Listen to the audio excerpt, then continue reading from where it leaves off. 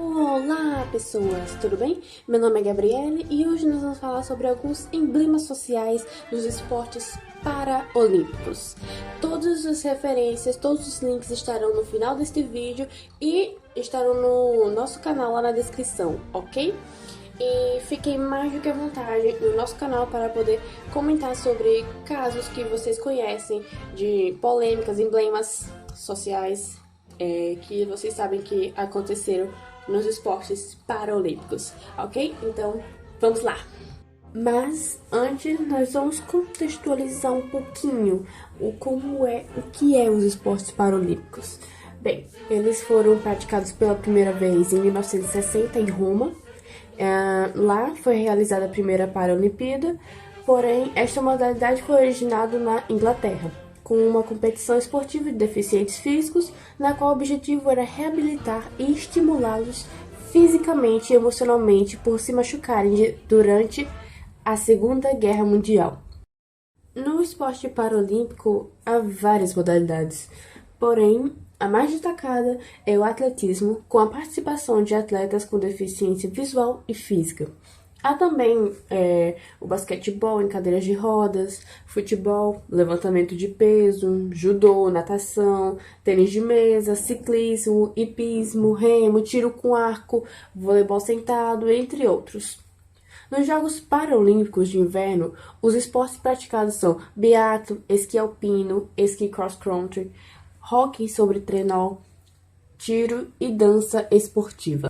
E os jogos praticados nos Jogos Paralímpicos de Verão são bocha, esgrima em cadeira de rodas, goalball e judô.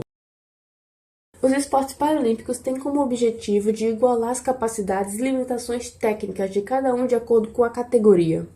São divididas em 6 categorias: atletas com paralisia cerebral, atletas com lesão medular, atletas que sofreram amputações, atletas de deficiência visual, atleta com deficiência mental e o les autres, que é um termo em francês para outros, que esses outros compõem os atletas que não se incluem nas categorias mencionadas. Agora sim nós podemos ir realmente para o foco do vídeo. Então, vamos lá. No dia 24 de abril desse ano, 2019, ocorreu a reclassificação internacional obrigatória, um procedimento de análise para os atletas com deficiência funcional na reclassificação em normas aprovadas pelo Comitê Paralímpico Internacional. Estas normas sofreram alterações desde o ano passado, gerando inúmeras controvérsias. E só uma observação. A natação paralímpica ela é dividida em classes. Vai desde a S1 até a S10. Então, conforme a deficiência é um pouco mais complexa, aí ela vai indo para os níveis mais baixos, por assim dizer. Tipo, o S1 é o que possui o nível de deficiência maior, por assim dizer. E o S10 já é o contrário. Ok? E dentre as consequências dessa reclassificação, temos que André Brasil, um dos maiores nomes da natação adaptada nacional, que teve paralisia infantil na infância, tendo uma perna mais fina que a outra e evidente diferença de força entre as duas, foi considerado fora do padrão da classe S10, a mais alta das classes funcionais. É como dizer que André não tem qualquer deficiência e só pode competir na natação convencional. Ele foi considerado inelegível para competir nas provas de nado livre e costas, suas especialidades. Ele ainda pode competir no nado peito. Ele é retirado do movimento com 3 recordes mundiais em vigor. Os dos 50 metros, que ele teve um recorde de 23,16 segundos desde 2012. dos 100 metros, 50,87 segundos desde 2010, e dos 200 metros, 1 minuto e 54 segundos. O nadador não esconde a revolta com o resultado do exame. Após passar pelo chamado teste de banco, onde é examinado por um fisioterapeuta, ele teve sua parte técnica avaliada na piscina. Ali, foi reprovado. O que foi dito para mim é que uma mínima proporção do tornozelo me daria um ponto, que foi o que me tira das provas. Fui considerado apto para nadar a prova do peito e me tiraram a oportunidade de competir nas outras provas. Mesmo que gere proporção, natação não é batida de tornozelo, contestou André. Ele já passou por uma experiência parecida em 2005, quando também foi reprovado no exame. Na época, entrou com recurso e foi reavaliado 7 meses depois, quando foi aprovado. O esporte de alto rendimento degrada o meu corpo. Se eu comparar o exame feito 14 anos atrás com o de agora, eu sou mais eficiente do que era antes. O que mudou hoje dentro do esporte que era diferente 14 anos atrás para eu estar fora?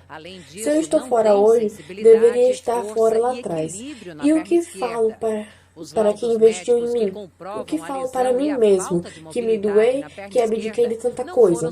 Questiona André. Em nota, o Comitê Paralímpico Internacional explica que os nadadores são considerados inelegíveis se não podem ser alocados nas classes S1 a S10, que era de André. Os comitês paralímpicos nacionais estavam de acordo que mudanças no sistema de classificação da natação eram necessárias para garantir a integridade da competição.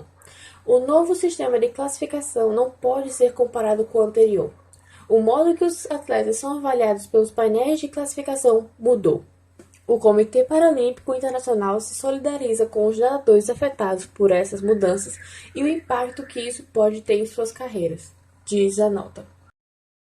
Daniel Dias, o maior nome da natação paralímpica brasileira, com estes novos critérios, já viu 5 de seus recordes mundiais, 50, 100 e 200 metros nado livre, 50 metros costa e 50 metros borboleta, serem quebrados por nadadores que pertenciam a classes superiores e foram rebaixados para a classe S5. Além de André Brasil e Daniel Dias, Felipe Rodrigues, colega de classe de André na S10, também foi considerado inelegível na primeira avaliação. Houve uma apelação e seu caso está em revisão. Isto quer dizer que sua performance física estará em análise durante o Open, que na época ocorreu no dia 25 de abril, em São Paulo. Se for identificado características de força normal nos seus movimentos, Felipe também pode perder a condição de nadador paralímpico. O Brasil ainda tem mais 3 casos de atletas em condições de revisão e que poderão subir de classe de acordo com as avaliações na competição. Daniel Dias pode subir de classe somente no nado peito, passando da SB4 para a SB5. Thalisson Glock está subindo da S6 para a S7 e Joana Silva estaria subindo da S5 para a S6. Agora vamos passar para outro caso de polêmica no esporte paraolímpico. Nós achamos interessante trazer à tona esse caso recente, mais ou menos, de 2016, que é Paralímpicos defendem Cléo Pires e Vilhena após campanha polêmica. Representados na campanha publicitária da revista Vogue pelos atores Cléo Pires e Paulinho Vilhena, os atores paralímpicos Bruno Alexandre, tênis de mesa, e Renato Leite, vôlei sentado, saíram em defesa dos globais, que acabaram sendo alvos indiretos de críticas nas redes sociais. Na ação, Vilhena e Cléo estão em fotomontagens onde ele aparece com a perna mecânica, de Renato, enquanto ela está com um dos braços amputados, de Bruna. Na opinião de alguns críticos, houve uma incoerência em querer dar visibilidade aos atletas colocando atores não deficientes como estrelas de um ensaio. Para Renato Leite, porém, A campanha ajudou a atingir um público que não tem muito conhecimento sobre os esportes paralímpicos. Para mim foi sensacional a campanha, uma baita ideia de poder propagar cada vez mais o movimento paralímpico. Faz com que outras pessoas possam conhecer o nosso espírito e que possamos mostrar nossa representatividade em termos de resultado. Foi sensacional. Na minha opinião, foi uma penetração perfeita dentro das pessoas que não conheciam esse movimento, declarou ao UOL Sport. Bruno Alexandre acredita que a participação dos atores, que também são embaixadores dos Jogos Paralímpicos, ajudou no aumento de vendas de ingressos que estava baixo. Foi um incentivo para nós. Graças a eles, foram 1 milhão de ingressos vendidos até aqui, disse ela. Agora vamos colocar o vídeo em que Cléo Pires desabafa sobre essa campanha polêmica. Eu tô um pouco passada com a hipocrisia dos comentários que eu tô vendo das pessoas, assim, em relação à campanha das Paralimpíadas. Eu acho que as pessoas não entenderam que eu e o Paulo estamos representando 2 atletas paralímpicos, a Bruna Alexandre e o Renato Leite. A Bruna Alexandre não tem um braço, o Renato Leite não tem uma perna. E para representá-los, nós temos que photoshopar um braço e uma perna. Essa campanha foi endossada pelo Comitê Paralímpico Brasileiro e pelos atletas paralímpicos brasileiros. A gente trocou com eles o tempo inteiro. Essa campanha é para eles, então, assim, eles gostam. Se vocês não gostam porque vocês são hipócritas, isso é um problema de vocês. Inclusive, a gente conversando agora sobre essa repercussão, e eles estão muito felizes porque nunca tiveram tanta visibilidade. Então, muito obrigada. Outro ponto interessante dos comentários é: eu não tenho como representar uma pessoa que não tem um braço se eu não tirar um braço no Photoshop, gente. E concordo que seria hipocrisia minha não respeitar o fato da pessoa não ter um braço? Quer dizer, só porque ela não tem um braço eu não posso representá-la como ela é? Ou qual é o argumento? Só porque ela não tem um braço eu não posso representá-la sem um braço e glamourizada? Não, eu não entendo o fundamento desse argumento. Era o atleta paralímpico que tinha que estar na campanha. Existe um segundo passo da campanha, que é expor os atletas que estão sendo representados, que é esse passo agora. Fora isso, já houveram outras campanhas feitas pelo Comitê Paralímpico com revistas e com marcas, e nós, como embaixadores, emprestamos a nossa imagem justamente para gerar visibilidade. E é isso que a gente está fazendo, meu Deus. Deixando esse assunto de lado, vamos passar para o próximo caso. A matéria Entenda a polêmica sobre o tamanho de próteses na Paralimpíada. Essa matéria é de 2012 e temos que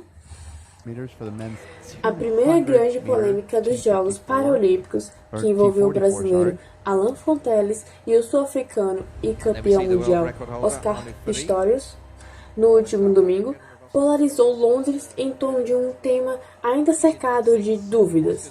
Qual é o tamanho máximo permitido para as próteses dos corredores? A controvérsia surgiu logo após a vitória de Fonteles na final dos 200 metros rasos, cujo recorde era detido por Pistorius, considerado até então o bem-amputado mais rápido do mundo.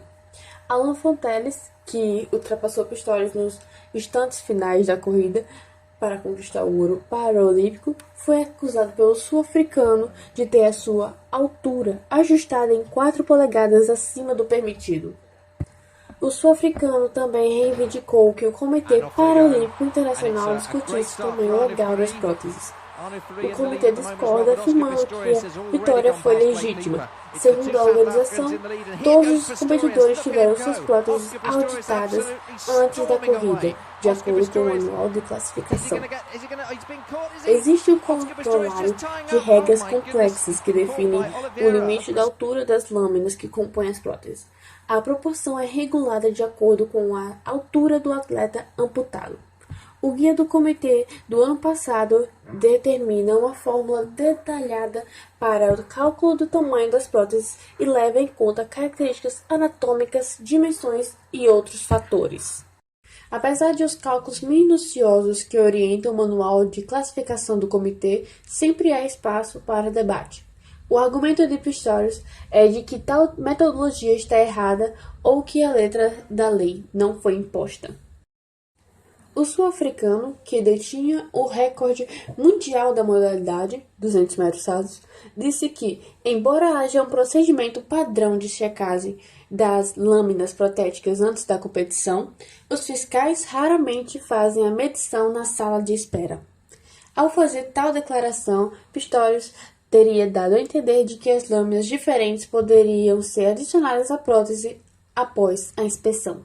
A indireta foi negada por Fonteles, que, por sua vez, alegou que usou as mesmas próteses utilizadas no mês passado.